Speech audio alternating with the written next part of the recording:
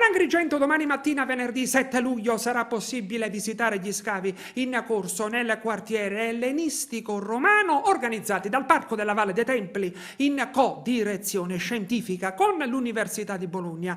Ascoltiamo in proposito il direttore del Parco dei Templi, Roberto Sciarratta, il docente all'Università di Bologna, Giuseppe Leporre, e l'archeologa del Parco dei Templi, Valentina Caminneci.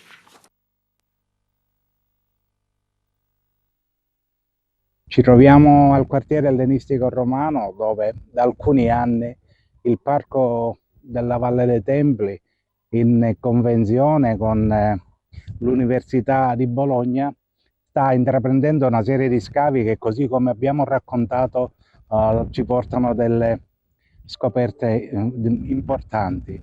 Ed è importante il fatto che non solo l'attività scientifica va avanti, ma va avanti la didattica. In questo momento ci sono quasi una trentina di ragazzi che lavorano e scavano. Ma intanto voglio dire che per noi l'Università di Bologna è un onore essere ospitati al Parco della Valle dei Templi, perché è un'esperienza incredibile da tutti i punti di vista.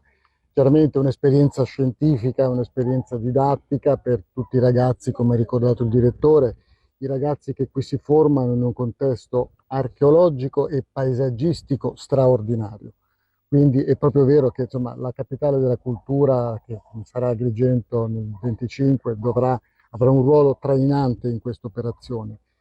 Dal punto di vista scientifico noi continuiamo lo scavo di una casa che ci sta restituendo elementi straordinari nel suo crollo, pitture, pavimenti, mosaici, abbiamo veramente un repertorio incredibile, stucchi, un repertorio incredibile di oggetti da ricostruire che ci contribuiranno alla definizione della vita di questo quartiere in età arcaica, poi classica, poi ellenistica e poi romana. Quindi dal punto di vista scientifico è veramente un contesto straordinario.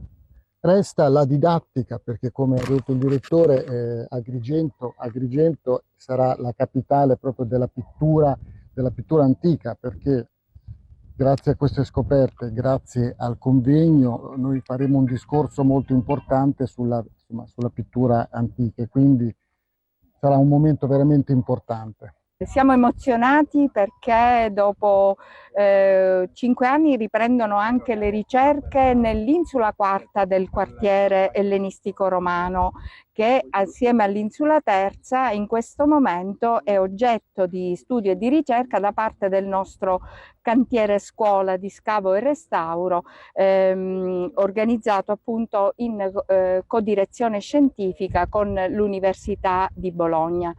L'investimento felice nelle nuove generazioni apre diciamo, orizzonti proficui ai risultati della ricerca, divulgazione e comunicazione scientifica, grazie appunto all'organizzazione del convegno internazionale sulla pittura antica, sono infatti le strade maestre della valorizzazione del nostro patrimonio culturale. Giorno 7 mattina apriremo il cantiere scuola alla visita appunto a cantiere aperto.